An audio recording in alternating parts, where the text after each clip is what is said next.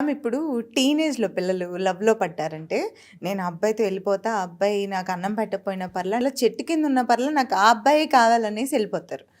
అలా టీనేజ్‌లో ఒక రకమైన ఆలోచన ఉంటుంది. మిడ్ ఏజ్‌లో ఒక రకమైన ఆలోచన ఉంటుంది.